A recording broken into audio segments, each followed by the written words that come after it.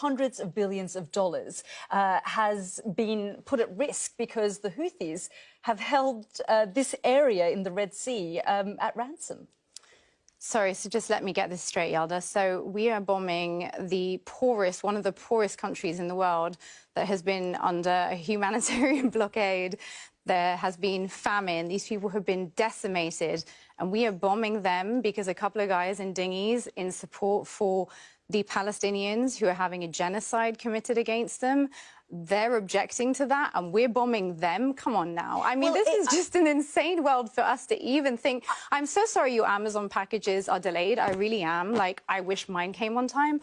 But, you know, genocide, guys, genocide. There are 2 mothers a day dying in Gaza right now. It's 109 days into a conflict in which a humanitarian crisis has been declared to the world day in, day out. By the way, Dr. Francois, there are many who are Yemen watchers who monitor and follow the Houthis who say this is doing wonders for their branding, actually, that it isn't just the Palestinian cause that they're focused on. So call a ceasefire now and end the positive branding. If you want to stop the Houthis doing what they're doing, then call a ceasefire right now. Do you genuinely believe that the Houthis would stop doing what they're doing? They have literally said that that's why they're doing what they're doing. They have not previously blocked those routes for any other reason except this one. So yes, I do. And I also think the West needs to start to understand that you cannot just go around playing cowboys in the world. There are consequences to your actions. You cannot just go around bombing people's countries, ignoring international law and expect no repercussions. For every cause, there is a consequence. And just because you don't like a couple of guys trying to resist, I mean, these are now prescribed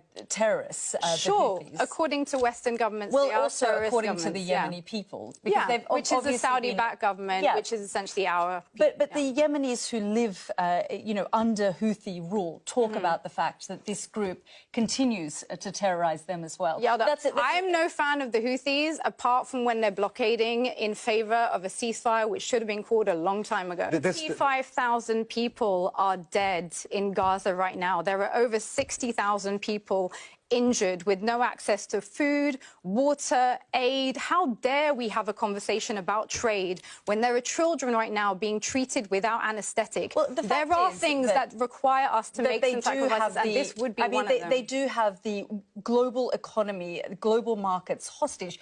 Good for them. Bill Browder.